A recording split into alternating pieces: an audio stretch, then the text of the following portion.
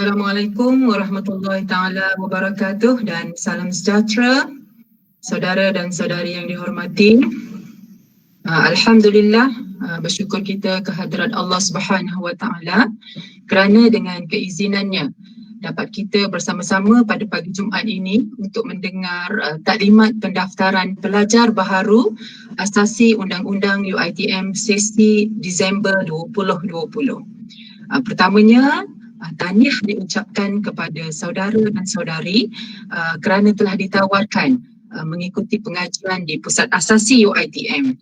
Saya percaya ada dalam kalangan saudara dan saudari ketika ini sedang mengikuti pengajian di matrikulasi, di tingkatan 6, di kolej-kolej swasta ataupun sedang bekerja. Tetapi akhirnya memilih untuk menerima tawaran ke asasi Undang-Undang UiTM. Jadi terima kasih kami ucapkan. Baiklah, nama saya Puan Wan Intan Zuriati dari bahagian Hal Ehwal Pelajar Pusat Asasi UiTM, dan pada hari ini saya akan memberi penerangan tentang bagaimana proses pendaftaran akan berlangsung, sebab ada pelajar yang sudah mula rasa bimbang ya sebab tak nampak gambaran bagaimana pendaftaran akan berlaku. Okey, lazimnya sebelum ini, maksud saya sebelum COVID ya, pendaftaran pelajar akan dilaksanakan secara bersemuka di Pusat Asasi UiTM Dengkil selama 3 hari. Di mana semasa minggu pendaftaran ini, saudara dan saudari akan menyerahkan dokumen secara hard copy kepada Pusat Asasi dan mendengar taklimat-taklimat dari bahagian-bahagian dan unit-unit yang berkaitan. Namun begitu, berikutan pandemik COVID-19 yang berlaku, pendaftaran pelajar akan berlaku dalam norma baharu, di mana kesemua proses-proses ini akan dilaksanakan secara atas talian. Dan batch Disember 2020 ini bukanlah kali pertama ya. Pada kali pertama kita dah mula buat pada sesi Jun 2020 yang lepas. Okey, saya dimaklumkan sehingga hari Rabu lepas ya, seramai 80 orang pelajar telah pun mengesahkan penerimaan, dan saya percaya masih ada lagi yang belum membuat pengesahan. Jadi kalau berdasarkan di dalam grup WhatsApp Undang-Undang Asasi Undang-Undang UiTM 1220 tu dah ada dalam 100 lebih pelajar. That's mean ada lagi yang belum membuat pengesahan ya. Dan saya juga percaya ada dalam kalangan pelajar yang tak tahu pun sebenarnya dia telah ditawarkan mengikuti program asasi Undang-Undang UiTM. Malah ada dalam kalangan pelajar ya, di hari 25 November tu apabila menerima mesej untuk menyertai grup WhatsApp asasi Undang-Undang, disangkanya mesej itu daripada scammer ya, sebab dia pun tak tahu sebenarnya dia dah dapat ditawarkan mengikuti pengajian asasi Undang-Undang. Percayalah ya, mesej itu bukan daripada scammer, bukan daripada Makau Scam, tetapi daripada saya ya. Dan kalau tak percaya saudara dan saudari, boleh semak surat tawaran. Mungkin ada dalam kalangan saudara dan saudari di dalam Google Meet pada hari ini belum lagi menyemak surat tawaran. Saya rasa masih ramai lagi yang belum masuk ya. Tapi tak apa yang kita bincang yang saya akan taklimatkan pada hari ini, kita akan rekodkan dan kita akan share semula di YouTube bahagian Hal Ehwal Pelajar Pusat Asasi. Okey, ada pelajar dia tak tahu di mana dia nak semak surat tawaran. So, di mana nak semak surat tawaran? Jadi saya akan tunjukkan satu persatu bagaimana nak semak surat tawaran. Apa yang ada dalam surat tawaran, apa yang perlu saudara dan saudari perlu buat bermula daripada menerima surat tawaran dikeluarkan sehinggalah kuliah bermula ya. Untuk makluman, surat tawaran telah pun dikeluarkan pada 25 November ya. Bermula jam 12 tengah hari 25 November, saudara dan saudari dah mula boleh menyemak surat tawaran di laman web UiTM. Okey, sekarang mari kita lihat satu persatu prosesnya sehingga saudara dan saudari jelas. Nanti saya akan buka kepada Q&A session, saudara dan saudari boleh bertanya ya.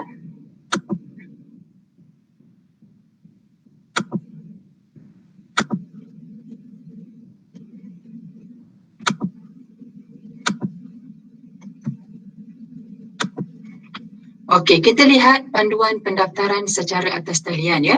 Bermula dengan bagaimana kita nak menyemak surat tawaran. So kebanyakannya dah tahu ya, dah pun tengok, dah pun masuk di laman sesawang online uitm.edu.my. So apabila saudara dan saudari masuk ke laman sesawang tersebut, pergilah dekat hebahan keputusan program asasi undang-undang UiTM. Klik di sini. So apabila you klik di situ, dia akan pergi ke next page, iaitu semakan keputusan permohonan ke UiTM. So you klik di situ, you jangan pergi tempat lain ya, jangan pergi dekat semakan panggilan temuduga ataupun semakan keputusan rayuan ke UiTM. Klik yang dekat semakan keputusan permohonan ke UiTM. Okay, setelah itu bila you dah masuk, you klik di situ, dia akan minta nombor kad pengenalan pelajar. Jadi masukkanlah nombor kad pengenalan saudara dan saudari di ruangan yang diminta. So kemudian klik semak. Okey. Apabila you dah klik semak, so inilah yang akan tertera ya di skrin sekiranya saudara dan saudari berjaya. Sekiranya ada dalam kalangan yang menonton ini, di klik-klik tak ada keluar macam ni, okay, maknanya anda tidak percaya lah ya. So bila anda tengok dah keluar macam ni, dia akan paparkan nama saudara, nombor kad pengenalan, nombor pelajar dan program yang ditawarkan, tempoh pengajiannya berapa lama, di kampus mana. So untuk asasi memang tak ada tempat lain, memang di pusat asasi UiTM kampus Dengkil ya. Mungkin ada orang, saya duduk dekat Perak, Acik tak kalau saya nak belajar di kampus Sri Iskandar ke kampus Tapah? Tak boleh. Memang satu-satunya yang penempatan pelajar asasi sepenuhnya di kampus Dengkil. Okey, sekarang kita fokus yang paling atas dulu ya, sebab kalau kita tengok sampai ke bawah ni ada beberapa perkara yang perlu dilihat, tapi fokus dekat perkara yang saya bulatkan dulu ya. Pertama kita lihat yang sebelah kiri atas sekali, sebab yang ini saya percaya ramai pelajar dia tak klik pun dekat cetak surat tawaran ya. Dia nampak je nama dia, okey dah berjaya, okey bye bye, tutup terus. Dia tak tengok pun cetak surat tawaran tu. Sebab di cetak surat tawaran tu ada perkara-perkara yang perlu dilihat ya. Okey. Bila you klik dekat cetak surat tawaran tu, dia akan keluar di skrin surat tawaran lah. So surat tawaran ini you kena print nanti apabila you datang untuk membuat pendaftaran college ya. Kalau dalam keadaan biasa, apabila you membuat pendaftaran secara fizikal, surat tawaran ini perlu dicetak ya. Tetapi dalam pandemik COVID ni, you hanya cetak satu saja surat tawaran untuk dibawa ketika you membuat pendaftaran college nanti. So di dalam surat tawaran tersebut, dinyatakanlah nama, alamat dan jenis program yang ditawarkan. Tetapi apa yang saya nak memberi penekanan adalah sila beri perhatian kepada perkara penting di paragraf yang paling bawah ya. You nampak perkara penting dekat situ. Sebab ramai pelajar, satu dia tak buka satu lah. Yang kedua bila dia buka dia tak tengok pun dekat perkara penting. Sebab di penting tu ada perkara-perkara yang perlu beri perhatian ya. Nombor satu, nombor dua, nombor tiga tak apa. Yang itu standard UiTM, diploma ke, degree ke apa ke, memang itulah ayatnya untuk pelajar-pelajar yang ditawarkan. Tetapi untuk ayat nombor 4 dan nombor 5 itu khusus untuk pelajar-pelajar asasi ya. Dia kata apa untuk yang nombor 4 itu, bagi pelajar asasi ya, anda perlu membuat pendaftaran maklumat pelajar di link yang diberikan. So you kena klik kat situ. So ada perkara yang you perlu upload di dalam link yang diberikan itu ya. Sebab ada pelajar dia tak tahu kat mana saya nak upload surat beranak, nak upload IC, tak tahu. Sedangkan pada surat tawaran kita dah bagi tahu ya. Klik kat situ. Kemudian perkara yang keenam adalah pelajar hendaklah menyertai kumpulan WhatsApp asasi undang-undang UiTM bagi mendapatkan maklumat-maklumat terkini. Sebenarnya kalau you buka je, bila you semak je keputusan hari tu, bila you klik surat tawaran, you tak perlu tunggu dah message WhatsApp daripada saya untuk masuk ke grup. Sebab dalam ni pun dah ada kami berikan. Tapi bila saya tunggu sehari tak ada orang masuk, 2 hari pun tak ada orang masuk, sehinggalah akhirnya kita add. Mula saya hantar aja message tu untuk invite, tapi tak ada orang masuk juga. Kemudian saya adalah 2-3 orang lah yang masuk. Kemudian selepas 2-3 hari tak ramai, baru saya masukkan secara paksa. Tapi sebenarnya you boleh masuk dah, kalau saya tak hantar message WhatsApp tu, you dah boleh masuk melalui link yang kami bagi di surat tawaran. Tapi ramai yang tak baca surat tawaran ni. Ya. Sebab ramai pun tanya, puan kat mana nak dapat link ni, kat mana gini, tanya soalan yang dah ada pun tercatat di perkara penting tu ya. Okey. Setelah kita tengok surat tawaran, kita tengok dekat cetak bil bayaran. So dekat cetak bil bayaran, di sini dinyatakan yuran yang perlu saudara dan saudari bayar ya. Untuk makluman, untuk yang ini, mula-mula ini hanya akan tertera yuran pengajian sahaja sebanyak 698 ya. Sepatutnya untuk satu semester ada dua yuran yang perlu saudara dan saudari bayar. Yang pertama sekali yuran pengajian, yang kedua adalah yuran penginapan ataupun yuran kolej. Di asasi ini semua pelajar kena duduk di kolej ya. Walaupun rumah you sebelah pusat asasi, memang kena duduk di kolej. Tetapi di dalam cetak bil bayaran ini belum tertera lagi bil kolej itu. So tak payahlah rajin nak bayar lagi, belum bayar lagi ya. Dia hanya akan tertera apabila saudara dan saudari datang ke pusat asasi ke kolej, membuat pendaftaran, dapat kunci bilik, barulah akan keluar di sistem pelajar iStudent Portal bil untuk yuran kolej. So bila dah keluar bil tu, dah ada nombor bilnya, barulah saudara dan saudari boleh membuat pembayaran ya. Buat masa ini hanya boleh bayar yuran pengajian 698. Saya nak bagi tahu awal-awal ya, sebab ada orang dia tak faham, dia ingat kena bayar 698 sahaja. So tiba-tiba keluar lagi ada 420. Yuran penginapan adalah sebanyak 420 buat masa ini ya. Itu standard punya pembayaran untuk yuran kolej ya. Tetapi akan ditambah lagi dengan yuran peralatan elektrik sekiranya saudara dan saudari bawa barang-barang elektrik lah akan masuk dalam sistemnya nanti ya. So di sini adalah bil bayaran. So you perlu cetak sekiranya you nak bayar di kaunter Bank Islam ya, sebab nanti bila nak ke kaunter Bank Islam dia akan tanya nombor bil. So you tunjuklah benda Allah ni, ataupun kalau dekat ATM machine Bank Islam dia tak perlu pun benda ni, dia just nak minta you punya IC. Adalah cara-cara untuk membuat pembayaran di ATM tu, ada caranya ya. Okey, seterusnya adalah pasal cetak bil yuran ni. Okey, kita tengok kepada panduan pendaftaran pelajar. Yang ini memang tak ramai pelajar yang klik ya, panduan pendaftaran pelajar ni. Yang ini nanti saya akan kita tengok satu-satu apa yang ada di dalam panduan pendaftaran pelajar dan juga senarai semak, sebab ada benda-benda yang tak perlu pun saudari buat, walaupun dia catat kat situ kena cetak, kena sah semua perkara-perkara tu, tetapi ada benda yang tak perlu buat pun walaupun dah tertulis di situ ya, sebab senarai semak yang ada diberi kepada pelajar ketika ini adalah senarai semak standard yang diberi kepada pelajar-pelajar sejak zaman berzaman, walaupun masa maknanya sebelum COVID berlaku itulah yang diberi kepada pelajar. So masa COVID berlaku benda yang sama juga diberi kepada pelajar, tetapi apabila metod pendaftaran telah berubah, maka ada perkara-perkara yang tak perlu kita buat di dalam senarai semak tu. Nanti kita tengok satu persatu ya. Okey, setelah saya habis dekat yang atas, so kita fokus kepada yang bawah tu. Yang bawah tu tengok perkara yang saya bulatkan, ada 4 perkara yang perlu diberi perhatian. Yang pertama sekali adalah pengesahan tawaran. Okey, pengesahan tawaran saudara dan saudari perlu buat bermula daripada 25 November hari itu sehingga 15 November. Saya percaya ya, ada orang yang masih berada di persimpangan dilema.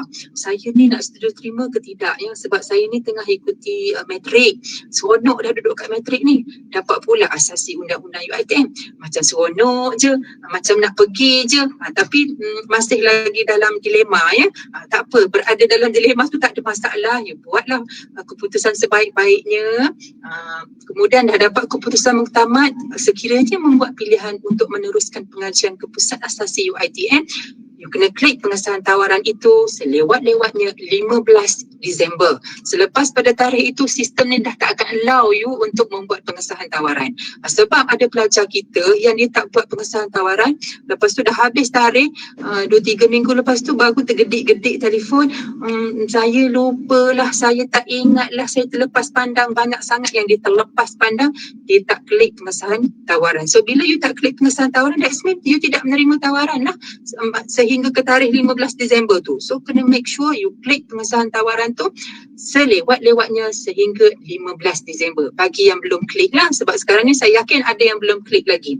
Kalau berdasarkan rekod tu dalam 80 lebih, that's mean adalah dalam kita ada menawarkan 100 lebih pelajar, maknanya ada beberapa lagi yang belum klik setuju terima, ya. Okey, selepas pengesahan tawaran, perkara yang kedua adalah borang maklumat pelajar. Okey, you kena isi borang maklumat pelajar ini. Mungkin ada perkara-perkara yang telah pun terisi, sedia ada dalam tu, ya. Dia ambil data daripada you tak masuk UPU, okey, you kena isi. Kalau dah ada tu tak ada masalah. Kalau tak ada, you isi apa perkara-perkara yang belum ada. Tetapi ada pelajar kadang-kadang dia tersilap, ya, tersilap mengisi maklumat. Nak request tak boleh, nak erase tak boleh, nak delete tak boleh. Macam mana tu pun kami nak buat, dah salah kat situ. Tak apa, abaikan sahaja, ya. Biarkan sahaja dia salah tu. Sebab sistem ni tidak membenarkan pelajar untuk edit atau pindah perkara-perkara yang telah dicatatkan di dalam borang maklumat pelajar. Begitu juga yang seterusnya, perkara yang ketiga, jangan lupa membuat pengakuan perihal penyakit sendiri dan keluarga, iaitu borang deklarasi kesihatan. So kena perhati elok-elok, jangan excited sangat, sebab dalam deklarasi kesihatan tu ditanya ada sakit ni ke tak, ada sakit ni. Ada pelajar dia terlalu excited, terlalu positif, dia tanda ya semua, sedangkan dia tak ada masalah kesihatan pun, tapi sebab positif kan, aku tulis ya ni positif, so dia tak ya semua. Rupa-rupanya dia tak perasan soalan tu, tanya awak ada sakit ni ke, dia tanda ya. Awak ada sakit ni ke, ya.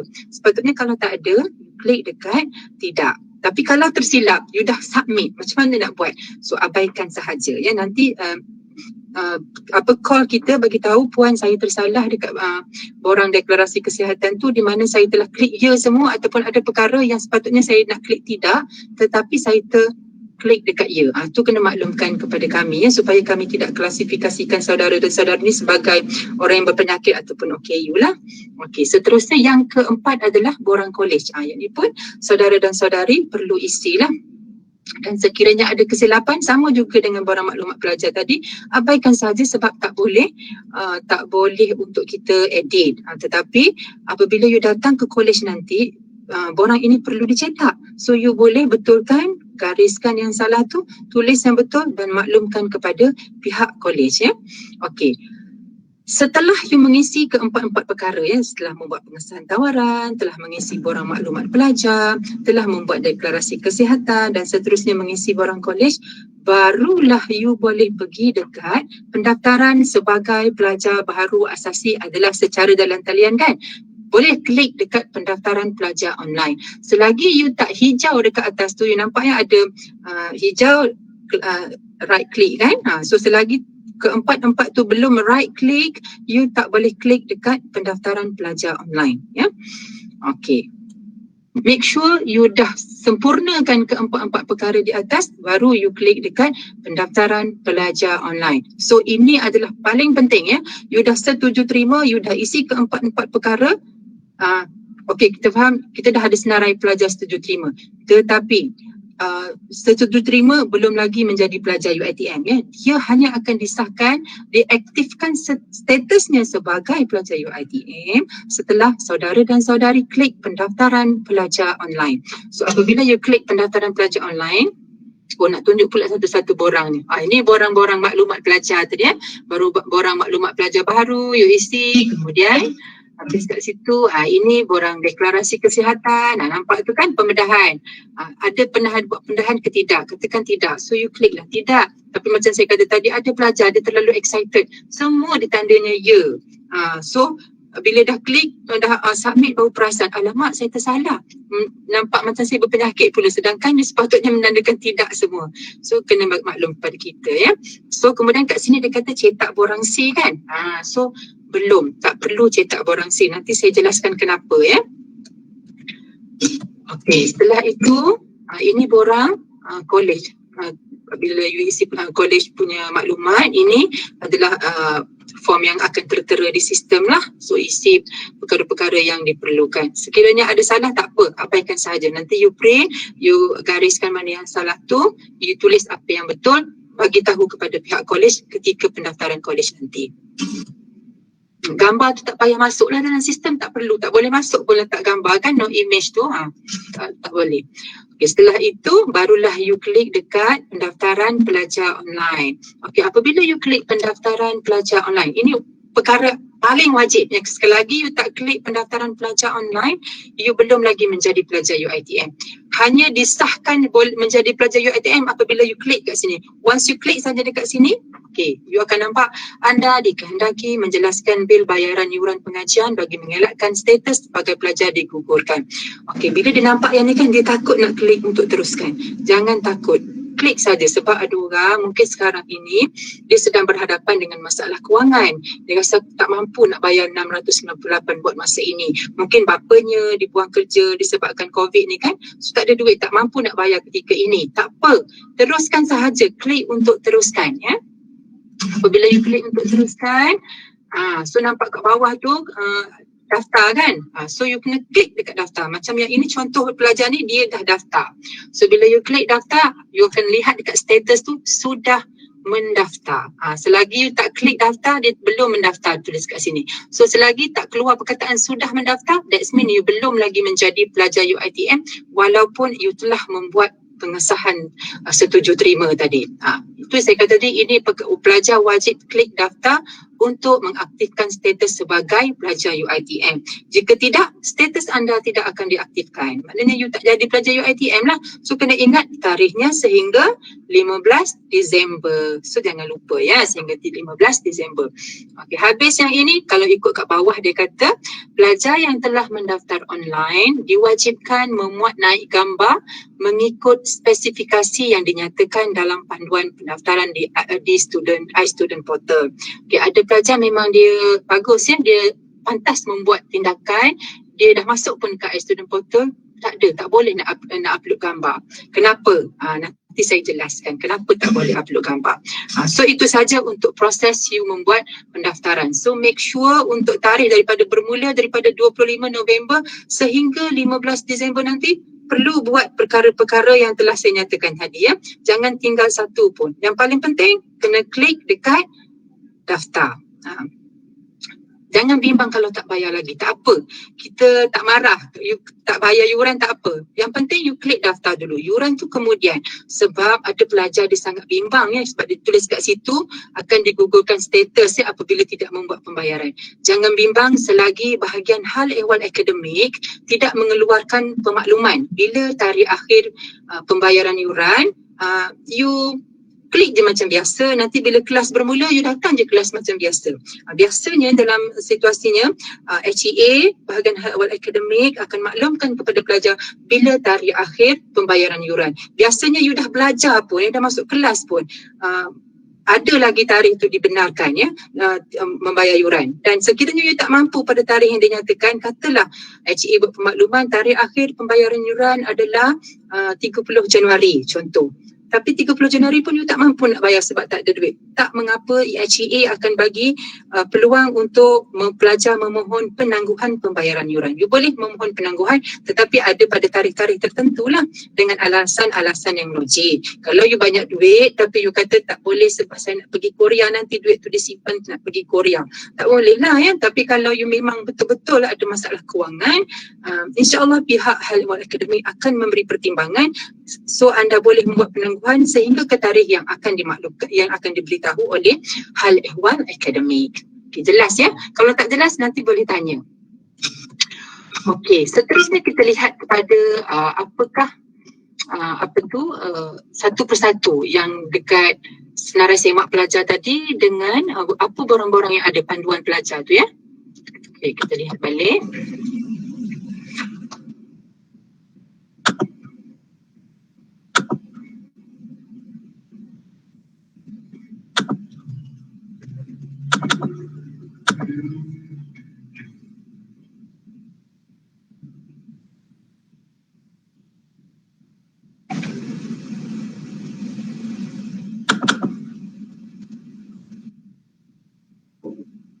Okey, ini adalah panduan pendaftaran pelajar yang bila you klik kat sebelah kiri surat tawaran tadi tu, you nampak ya, panduan pendaftaran pelajar. Bacalah, jangan malas baca. Sebab pelajar sekarang dia tak rajin nak membaca, dia rajin baca untuk exam je. Untuk maklumat-maklumat macam ni dia tak rajin membaca, dia lebih gemar mungkin tanya mentor menti dia ataupun dia akan WhatsApp kepada kami di HGP. Sedangkan maklumat-maklumat semua dah ada di sini, baca semua tu. Saya tak nak baca satu-satulah, tapi you baca, sekiranya ada yang tak faham boleh tanya kepada kami, baca dekat sini semua. Dah ada semua maklumat-maklumat tu dah dinyatakan dalam panduan pendaftaran. Even dalam panduan pendaftaran ni dia ada nyatakan apa spesifikasi gambar yang perlu dimuat, rupa gambar yang patut dimuat naik ke dalam iStudent Portal nanti. Sebab ada pelajar pergi tanya saya, puan macam mana gambarnya, spek ni macam mana kan, tapi dalam panduan pendaftaran ni dah pun diberitahu. Kalau tak baca memang dia tak akan jumpa lah. So you kena tengok. So baca satu-satu, sekiranya tak faham boleh tanya, kalau malu nak tanya secara bersuara dalam Google Meet tak apa, tulis. Kalau malu juga nak dekat chat tu boleh WhatsApp di mana-mana pegawai yang telah pun kami bagi nombornya di dalam grup WhatsApp Asasi Undang-Undang UiTM 12/2020 ya. Okey, seterusnya kita lihat yang lain pula. Okey. Itu panduan pendaftaran.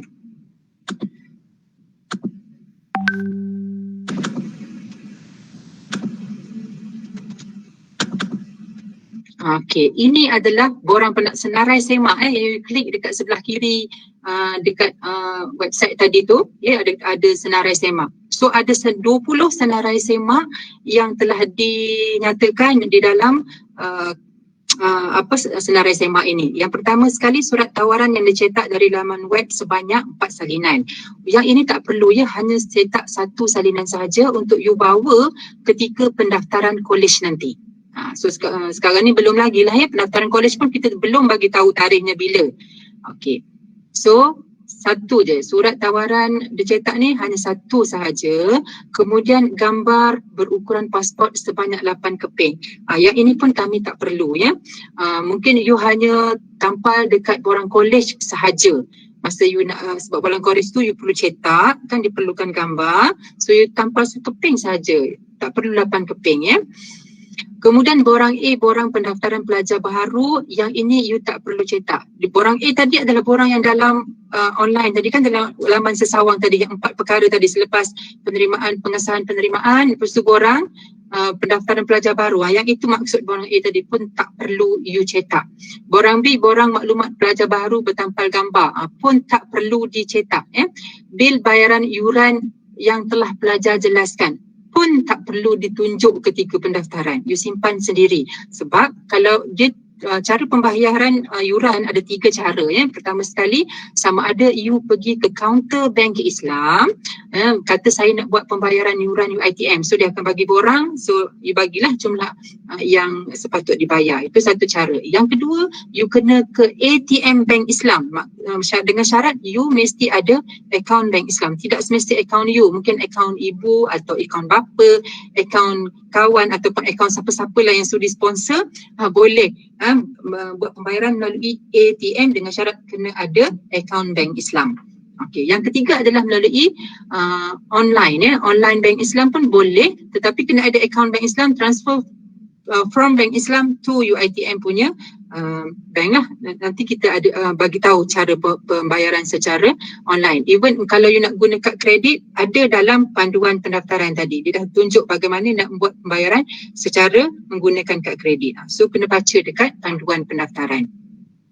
Seterusnya, kad pengenalan pelajar. Okey, kad pengenalan pelajar tak perlu cetak. Kalau dulu bila you datang ke sini bersemuka perlu serahkan hard copy tu, memang you kena ada salinan kad pengenalan pelajar dan perlu disahkan. Sekarang ni bolehlah you kena cetak, kemudian you dapatkan pengesahan, you scan dan you upload dalam yang link yang diberikan di dalam perkara penting tadi. You nampak dekat perkara penting di surat tawaran tadi ada perkara kelima tadi, sila masukkan pendaftaran pelajar di link ini. Dekat situlah you kena masukkan you punya IC, you punya surat beranak ibu dan bapa, slip SPM, dekat situ. So yang ini tadi kalau you cetak pun untuk simpanan you sahaja, tak perlu bawa ketika pendaftaran. You cetak, you sahkan, cari pengesahnya, dia punya sijil-sijil itu ataupun dokumen itu perlu disahkan, you scan dan you upload di dalam link yang diberikan. Masa pendaftaran tak perlu bawa pun. Okey. Kemudian seterusnya adalah kad pengenalan ibu dan bapa, ya. Salinan hendaklah disahkan, you sahkan, kemudian you upload. Masa pendaftaran tak perlu bawa, ya. Sijil kelahiran pelajar pun sama, hendaklah disahkan, scan ataupun ambil gambar, sebab mungkin ada pelajar tak ada scanner dekat rumah kan, tapi ada telefon canggih yang boleh ambil gambar. So kita boleh terima dalam bentuk JPEG ataupun PDF, boleh mana-manalah, masukkan, upload dalam link yang telah diberikan. Okey, kemudian sijil kelahiran pelajar, sijil kelahiran ibu dan bapa, pun sama, you cetak, you copy and then you sahkan, scan, masuk dalam link yang diberi ataupun ambil gambar lah. Tapi saya percaya ada dalam kalangan pelajar, ibu atau bapanya dia salah seorangnya bukan warga negara, ya. Mungkin dia tak adalah surat kelahir, sijil kelahiran.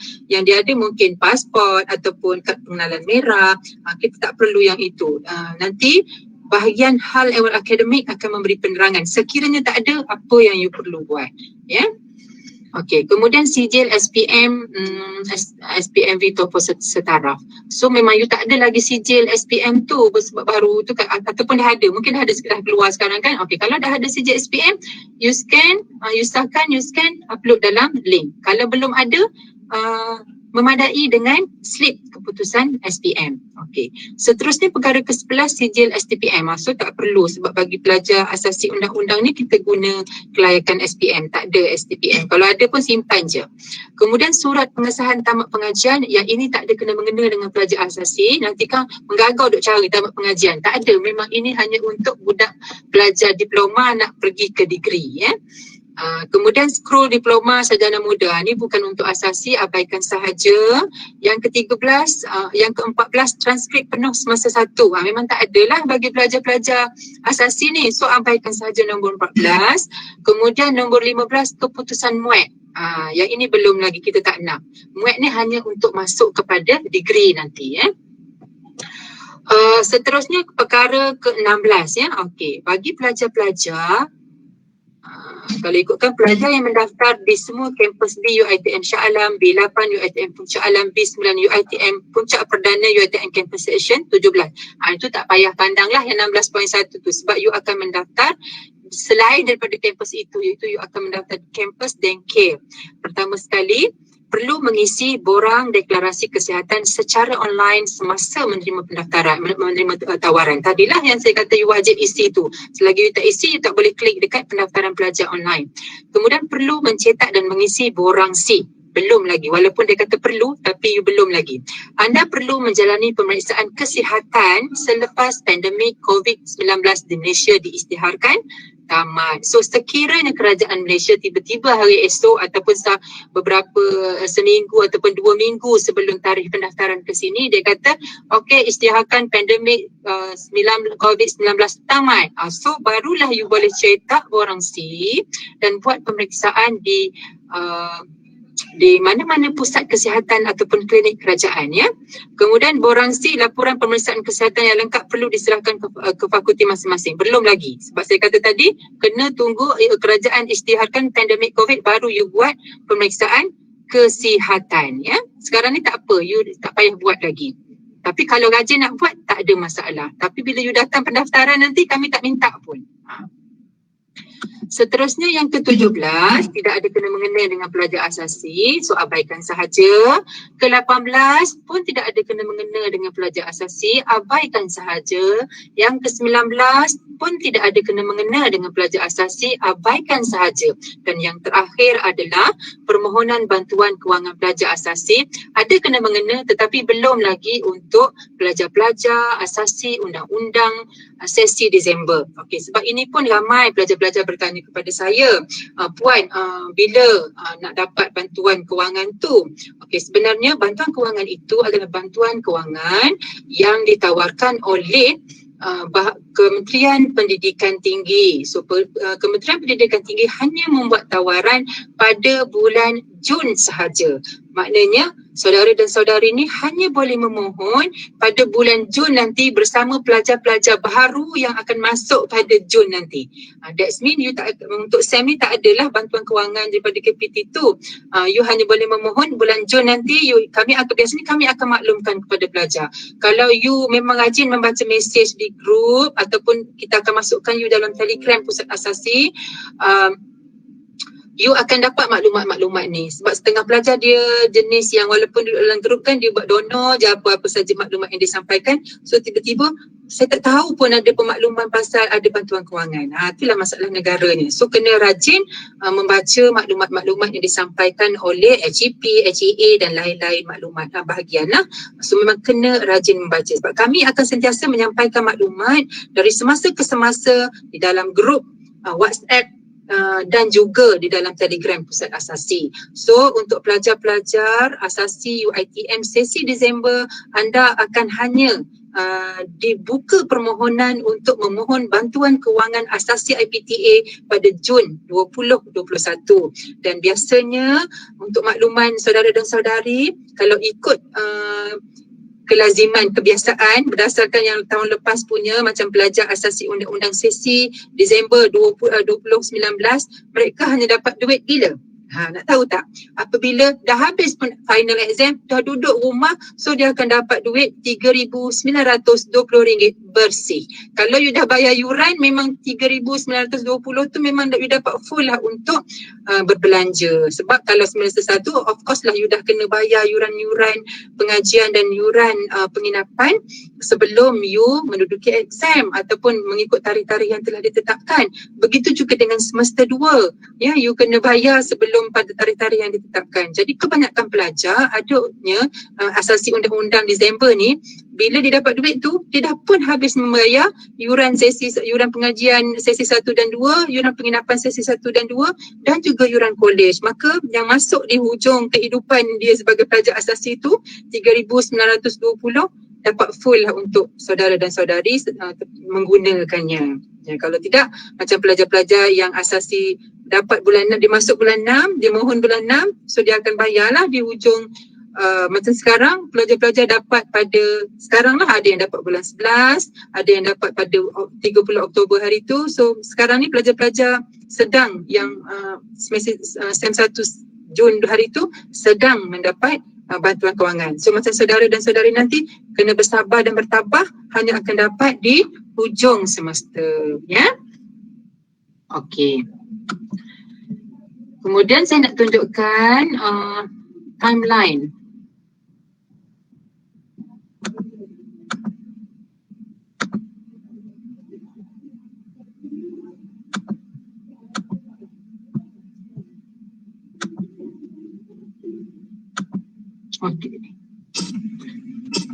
Okey, inilah proses Minggu Destinasi Siswa yang akan dilalui oleh pelajar. Ini timeline mengikut tarikh-tarikh yang telah kami nyatakan, ya. Okey, bermula daripada 25 November hingga 15 Disember adalah tarikh untuk pelajar membuat persetujuan menerima tawaran, mengisi maklumat dan daftar pelajar ataupun pendaftaran pelajar online tadi yang bermaksud pengaktifan status secara online di online.uitm.edu.my. So kena buat, pastikan perkara-perkara yang saya sebut tadi dilaksanakan sehingga akhirnya pada 15 Disember. Okey, setelah itu pada masa yang sama, concurrentnya bila 25 hari bermula 25 hari bulan, you pun kena upload, ya, dokumen-dokumen yang diperlukan ataupun kita maksudkan serahan dokumen pelajar baru di link yang kami bagi. Nak senang tadi, you klik dekat surat tawaran, di perkara penting nombor 5 ada link ini. You klik dekat situ, so automatik you akan masuk ke link yang diberikan. Okey, yang itu you kena upload dokumen-dokumen tersebut, tarikh akhirnya sehingga 20 Disember. Kemudian bermula pada 16 hingga 18 Disember, kita akan maklumkan sesi-sesi taklimat sama ada secara rakaman ataupun secara live kepada pelajar bermula daripada 16 hingga 18 dan akan ada perasmian MDS secara atas talian pada 18 Disember. Masanya secara spesifik kita akan maklumkan kepada pelajar-pelajar. Jadi pastikan anda sentiasa peka dengan mesej yang kita sampaikan di dalam grup WhatsApp asasi Undang-Undang UiTM 1220. Okey, seterusnya pada 17 hingga 31 Disember penjanaan kad pelajar maya. Inilah yang saya kata tadi, ya. Hanya pada 17 hingga 31 Disember sahaja anda boleh mula untuk mengupload gambar saudara dan saudari di iStudent Portal. Kalau SEM lepas memang selepas you boleh sekarang ni you dah boleh upload gambar. Tetapi untuk SEM ini pihak infrastruktur menetapkan tarikh hanya bermula daripada 17 Disember sehingga 31 Disember you baru boleh upload gambar pelajar lah di dalam iStudent Portal. Kemudian bermula pada 21 hingga 24 Disember itu adalah minggu EDU at 5.0 at UiTM yang di mana pelajar-pelajar akan diperkenalkan kepada Open and Distance Learning ataupun ODL sebab sekarang kita faham kita berada dalam pandemik COVID macam SEM lepas. Di peringkat awal di bulan pertama pelajar akan belajar di rumah dahulu, kemudian pada tarikh tertentu baru pelajar akan datang mendaftar. Setelah belajar sebulan di rumah secara online baru dia akan datang ke pusat nasasi. Tarikhnya bila untuk datang ke pusat nasasi tu you tunggulah pemakluman dari semasa ke semasa. Okey, kemudian pada 28 Disember sesi kuliah bermula. Okey, sesi kuliah bermula ini pelajar asasi undang-undang ambilan Disember dan juga semua pelajar asasi yang masuk semester 2 pun semua kuliah akan bermula pada 28 Disember. Sama ada secara online ataupun secara bersemuka, kita kena tunggu pemakluman daripada bahagian hal ehwal pelajar. Kalau secara online, mereka akan bagi tahu apa tools yang akan digunakan, platform yang akan digunakan, pelajar-pelajar akan dibagi tahu. Dan sebenarnya pelajar-pelajar ini nanti, asasi undang-undang UiTM ni akan diberi kepada kumpulan-kumpulan kecil yang mana biasanya dalam satu kumpulan itu akan ada 30 orang pelajar dan akan ada satu mentor ataupun pensyarah yang akan menjaga saudara dan saudari. So mereka juga akan menyampaikan maklumat-maklumat kepada saudara dan saudari. Kemudian 28 Disember sesi kuliah bermula. Sama ada mungkin secara online ataupun mungkin secara bersemuka you datang ke sini. Tetapi kita tunggu pemakluman selanjutnya daripada HEA. Sebab kita pun tak tahu dalam keadaan sekarang pandemik COVID ni semakin macam yo-yo kejap naik turun. Kita bergantung kepada keadaan semasa. Okey, untuk pendaftaran online tadi prosesnya saya dah ceritakan satu-satu. Mula-mula kena buat pengesahan tawaran, yang kedua isi borang maklumat pelajar, dah isi borang maklumat pelajar, isi borang deklarasi kesihatan, selepas tu isi borang kolej dan yang kelima klik pendaftaran pelajar online. Wajib dibuat bagi mengaktifkan status pelajar. So you kena make sure kelima-lima proses ini dibuat sebelum 15 atau yang terakhirnya tarikhnya 15 Disember. Okay. Ini apa dokumen yang perlu diserahkan kepada dokumen ini diserahkan kepada hal ehwal akademik. Pertama sekali gambar pelajar berukuran pasport sama ada JPEG ataupun PDF, kemudian salinan sijil kelahiran pelajar yang perlu disahkan, salinan sijil kelahiran ibu yang disahkan, sijil kelahiran bapa yang disahkan, kad pengenalan pelajar yang disahkan, surat tawaran yang disahkan dan akhir sekali slip SPM ataupun sijil SPM. Semuanya perlu disahkan secara hard copy, you scan ataupun you ambil gambar, you masuk dalam link yang diberikan. Masa pendaftaran tak perlu bawa ke semua perkara-perkara ini. Kena ingat tu. Ini adalah spesifik gambar untuk muat naik di student portal. You kena tengok betul-betul lah apa spesifik gambar yang perlu, yang sesuai, yang sewajarnya you kena ikut untuk dimuat naik dalam iStudent Portal. Dia kata pertama sekali gambar berukuran pasport berlatar belakang warna biru diambil secara profesional. Janganlah tanya lagi, puan boleh tak kalau background warna putih? Boleh tak kalau background warna hitam? Tak boleh, dah cakap kat situ kena berlatar belakang warna biru. Okey, sebarang perubahan secara fizikal secara digital terhadap gambar adalah tidak dibenarkan. So saya rasa kalau nak edit sikit-sikit Photoshop tu mungkin tak ada masalah lah. Tapi kalau you ubah muka you jadi muka orang lain, tak boleh lah ya. Jangan over sangat. Kemudian dilarang menggunakan gambar yang telah dipotong atau crop dari sumber yang lain. Maknanya you ada gambar selfie lepas tu you tepek buat macam gambar pasport pun tak boleh. Elakkan wujudnya garisan putih yang mengelilingi gambar kerana ia mungkin menjejaskan dimensi image. So bila you ambil gambar ukuran pasport warna biru tu kan biasa kan ada link garis putih kat tepi tu kan. So bila you scan tu ataupun you nak masukkan dalam tu, you kena buang yang putih tu. Pandailah you buat ya. Penampilan dan pakaian dan penampilan hendaklah mematuhi sasiah rupa diri pelajar. Tidak dibenarkan memakai sebarang aksesori kepala atau muka seperti topi, face mask, cermin mata berfashion, kopiah dan lain-lain. Kalau cermin mata rabun tak ada masalah. Yang cermin mata berfashion. Kemudian penggunaan songkok hitam bagi lelaki dan tudung bagi wanita adalah dibenarkan dan perlu dipakai secara betul dan tidak menutup wajah. Seterusnya baju dan tudung berwarna biru atau seakan-akan biru adalah tidak dibenarkan. Kalau boleh elakkanlah ya daripada memakai baju berwarna biru ataupun tudung berwarna biru supaya you tak tenggelam dalam background you yang kat belakang berwarna biru juga. Kemudian saiz gambar yang dimuat naik mestilah berukuran lebar 3.5 cm kali tinggi 4.0 cm. Dan maklumat gambar tu dia punya pixel tu masa sebagaimana yang tertera lah. So ini adalah spesifik gambar untuk dimuat naik di student portal bermula daripada 17 hingga 31 Disember.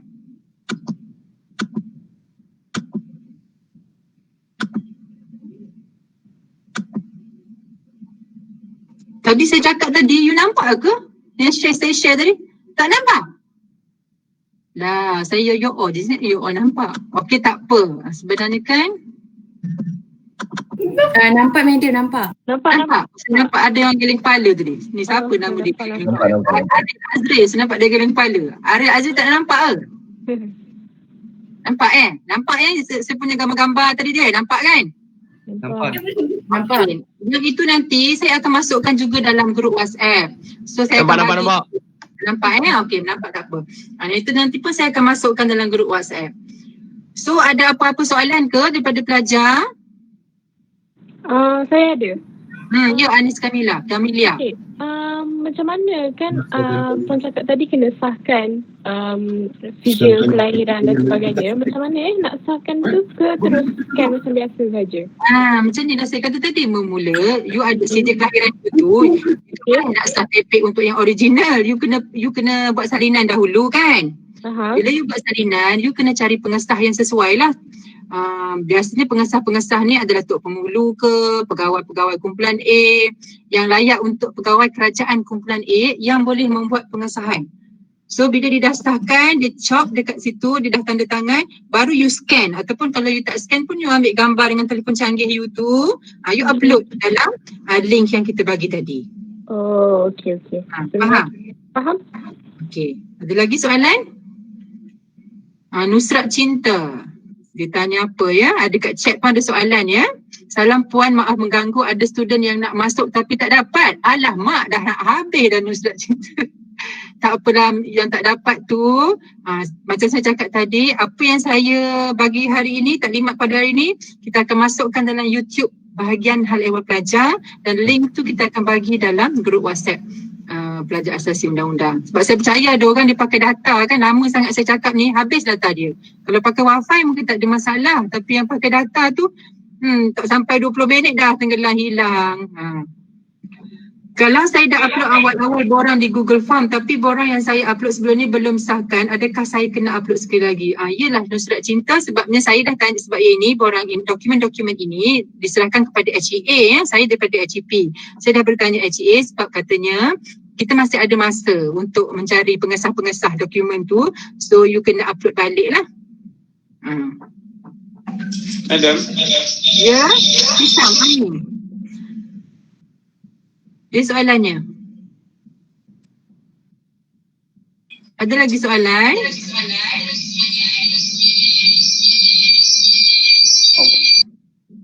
Hisham Amin macam nak bercakap tapi tak Okey, confirm tak ada soalan. Madam, saya nak tanya yang ni. Saya ayah kepada Iktisham ni. Macam suara saya ingat student tadi. Ada apa nama dah. Tapi dia tanya tapi dia tak dapat ni. Saya dah upload borang lahir apa semua tu tanpa certified tu macam mana? Kena upload balik lah tuan. Kena upload balik okey. Ya, betul. Jadi link tu and then upload balik lah. Ya, betul. Kalau tak boleh masuk, saya rasa mungkin kena hantar kali kedua lah. Oh, kena hantar kali kedua.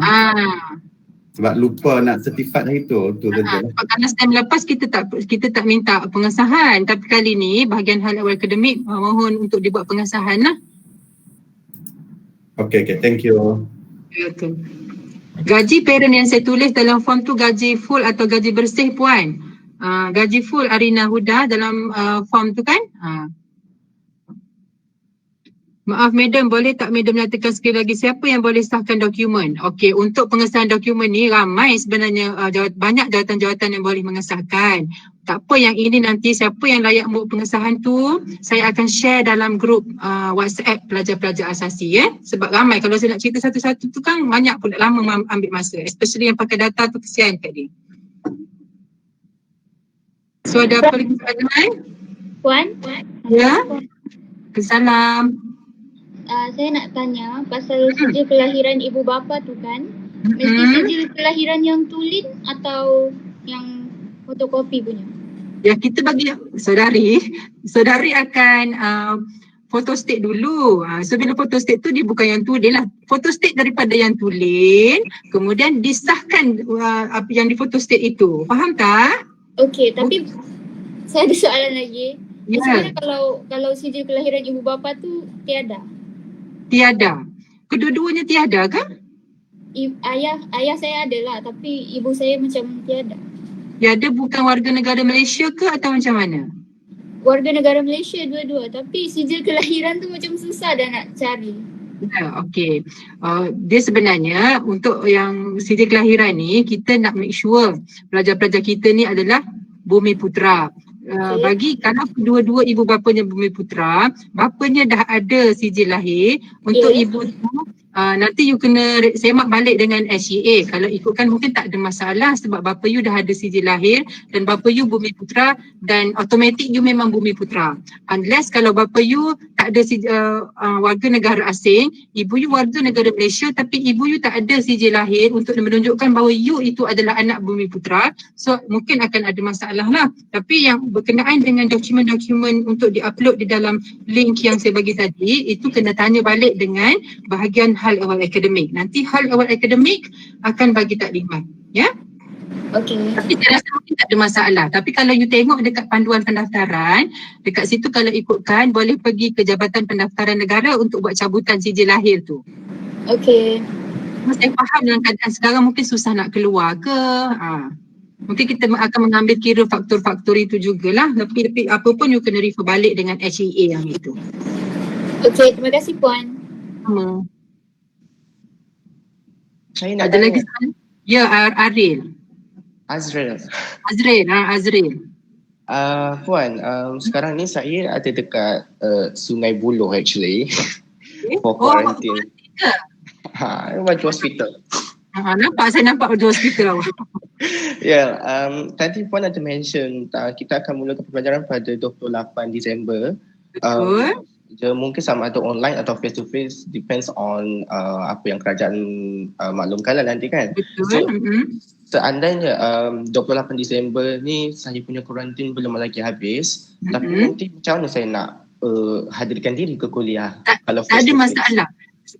Saya menjangkakan 28 Disember ini kita akan bermula dengan ODL secara online. So di mana pun anda berada, anda boleh mengikuti kelas.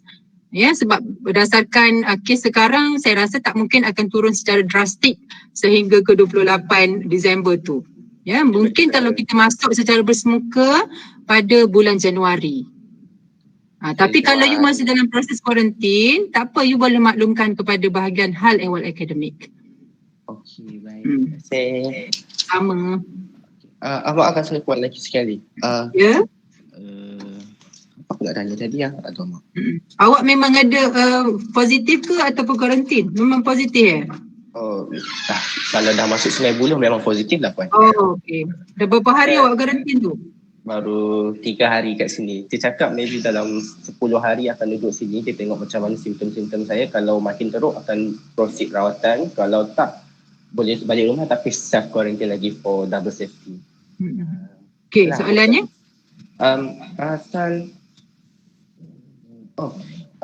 Tadi saya nak tanya tentang bantuan pembelajaran tadi. Puan ada mention Kewangan ke?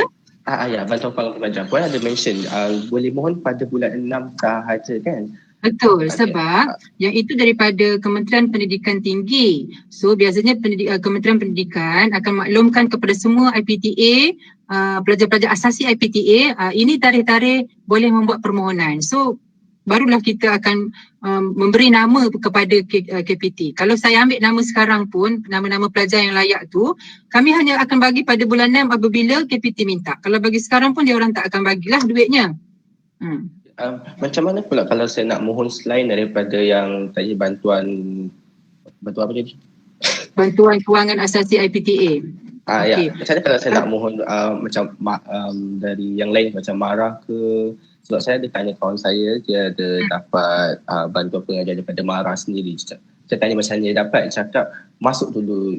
Pelajar asasi ke? Tak silap saya dia ambil diploma. Biasanya untuk pelajar-pelajar asasi saya nampak kalau yang dia sama ada dua. Biasanya kalau pendapatan ibu bapanya apabila dicampur dua pendapatan kasar di bawah RM10,000 memang semua pelajar akan dapat. Ya, tetapi ada pelajar lama sangat dia ada pergi minta dengan zakat, ya, zakat negeri, sama ada zakat Selangor, zakat mana-manalah zakat negeri. Ada juga yang mohon dengan yayasan pelajaran negeri. Ada juga yang mohon dengan bank-bank tertentu lah, macam ada pelajar kita ada yang mohon dengan RHB Bank. Tetapi dengan MARA setakat ini untuk pelajar asasi tak ada. Setakat yang ada yang saya tahu zakat, RHB dan juga yayasan negeri. Mungkin ada juga yang mohon dengan Baitul Mal. So kalau dia orang memang dah sponsor semua yuran-yuran dan juga wang saku, biasanya pelajar dah tak akan minta untuk bantuan kewangan asasi IPTA. Tetapi kalau mereka bagi one off terus kepada pelajar, masuk ke akaun pelajar untuk bayar yuran, anda masih lagi layak untuk memohon bantuan kewangan asasi IPTA. Okey, maafkan saya kalau yang zakat tu kan, dah masuk baru mohon ke atau sebelum masuk baru mohon? Sekarang you dah dapat surat tawaran kan? Dah. Sebab setahu saya proses di zakat biasanya dia akan mohon daripada kami pengesahan pelajar itu sebagai pelajar asasi UiTM. So maknanya sekarang ni kuliah belum bermula, tapi once you dah klik yang dekat pendaftaran pelajar online tu, you dah jadi pelajar UiTM. So biasanya surat pengesahan pelajar sebagai pelajar UiTM tu akan dikeluarkan oleh bahagian hal ehwal akademik, dan ada pada masa yang sama juga ada pihak zakat yang tanya juga dengan surat pengesahan penerimaan tajaan lain. So yang itu bahagian hal ehwal pelajar dikeluarkan. Ada terima apa-apa tajaan, akan keluarkanlah surat bahawa pelajar sekian terima sebarang tajaan mana-mana. Surat itu bersama dan kepada pihak zakat lah. Surat daripada kami kepada pihak zakat. Memanglah, tapi Terima kasih Puan. So ada lagi soalan? Soalan Zain. Ainur Madiah nak tanya ke? Macam on speaker? Tak ada soalan dah?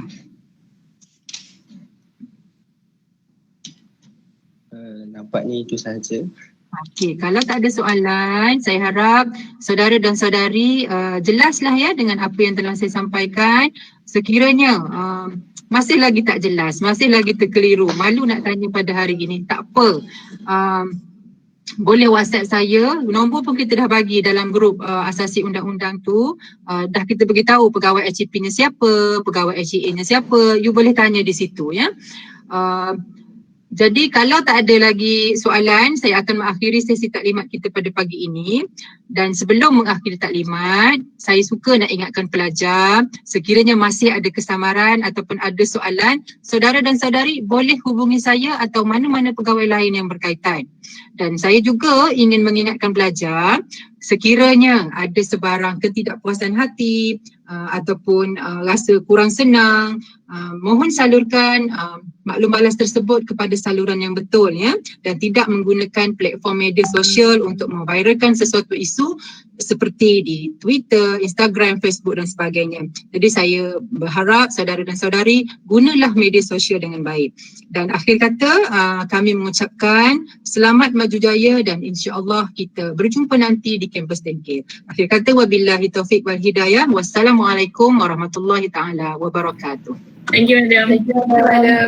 Bye, madam. Terima kasih, Ben. Thank you, madam. Thank you, madam. Terima kasih.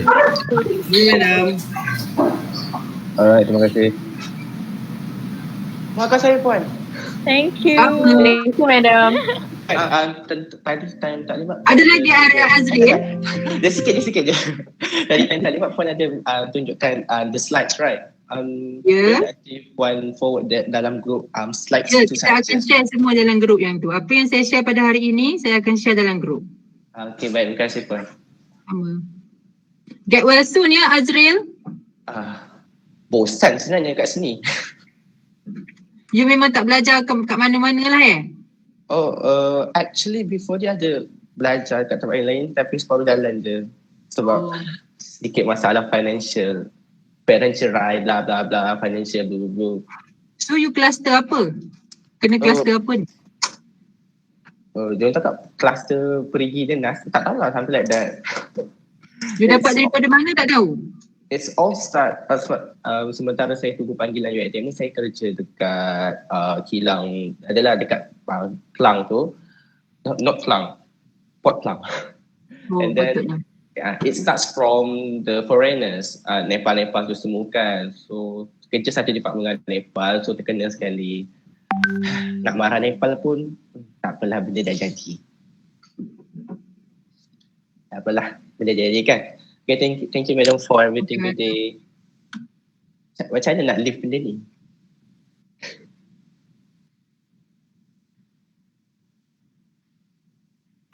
Get well soon, Azril. Thank you, I know.